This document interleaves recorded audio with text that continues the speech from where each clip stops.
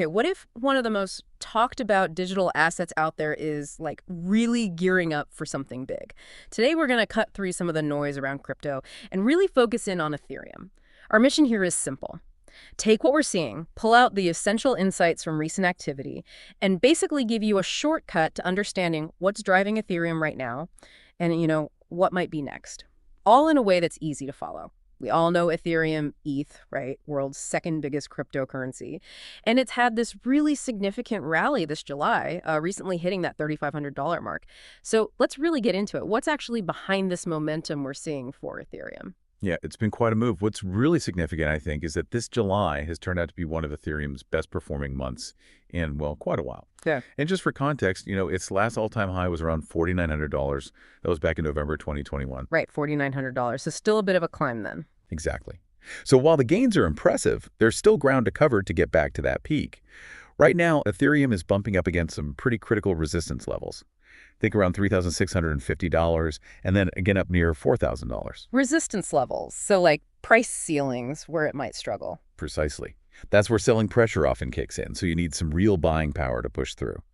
Now, if Ethereum can break through those zones decisively, the analysts we're looking at, they suggest a push towards that old high. The $4,900. Yeah, and maybe even beyond that becomes very likely indeed. Okay, that sounds like more than just general market buzz. Are there specific technical things happening, patterns on the charts maybe? Absolutely. If you zoom out a bit and look at the bigger technical picture, Ethereum seems to be forming what's known as an inverse cup and handle pattern. Inverse cup and handle. Okay. And this isn't just, random noise on the chart. It's generally seen as a pretty powerful bullish formation. Bullish meaning good for the price. Right. It basically shows a strong recovery after a dip. That's the cup part.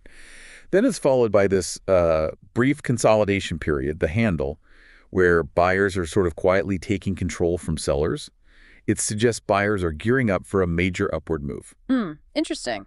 Has this pattern worked out before? Well, historically, yes. This same kind of pattern has shown up before major breakouts in other big assets, things like Bitcoin, even gold, actually. Wow. Okay. Now, look, no pattern is ever a guarantee, right?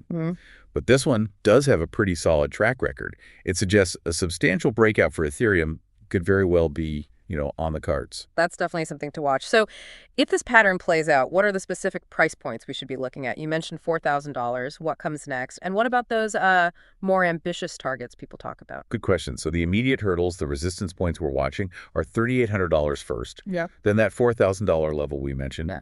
And after that, the big one is that previous peak area, around $4,900 to $5,000. Okay, $4,900 to $5,000. But yeah, the forecasts don't stop there.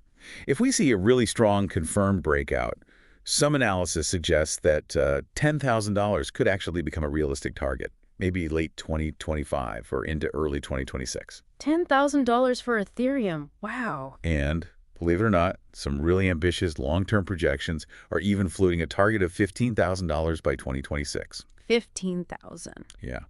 The general feeling from the sources is quite positive, sort of suggesting that the road to $10 might not be so far-fetched after all. Okay, $10, maybe even $15 K. Those are some huge numbers based on the chart patterns. But, charts aren't everything, are they? What about the bigger picture? Are there broader economic factors supporting this kind of bullish view for ETH? You're absolutely right. It's never just one thing. And actually, the wider market conditions seem pretty favorable right now. They're providing a sort of tailwind. Okay, like what? We're seeing basically three key things lining up. First, there's generally increasing global liquidity. More money flowing around. Yeah, which often happens when central banks ease up or governments inject stimulus. That money tends to look for returns, sometimes in assets like crypto. Yeah. Second, there's a wide expectation that interest rates will start coming down. Lower rates typically make riskier assets, like Ethereum, look more attractive compared to, say, bonds. Makes sense. And the third? The third is a slight dip in Bitcoin dominance. That's Bitcoin's share of the total crypto market value. And why is that good for Ethereum? Well, when Bitcoin dominance falls, it often means investors are feeling confident enough to move money out of Bitcoin and into other coins, the altcoins, like Ethereum. It suggests a broader rally might be underway, not just focused on Bitcoin. Right, spreading the love, so to speak. Exactly. And since altcoins often follow Bitcoin's lead, but can sometimes offer bigger percentage gains during rallies, these conditions together really do suggest this could be Ethereum's time to potentially outperform. So strong technicals, favorable market conditions, It sounds pretty positive.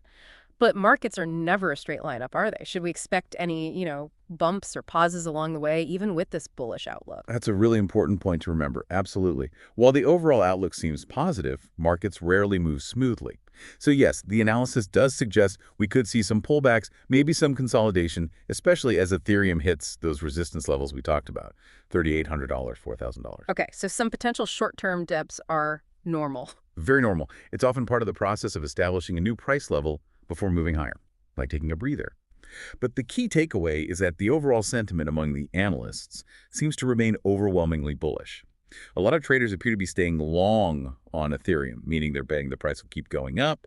They're anticipating that the best is maybe still ahead for ETH. Okay, so putting this all together for you, our listener, we've looked at Ethereum's strong recent run. We've unpacked this potentially very bullish inverse cup and handle pattern.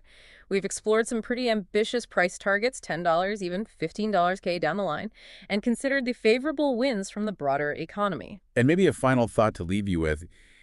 When you see these technical patterns lining up with major shifts in global economics and this kind of market sentiment, it really makes you think, doesn't it?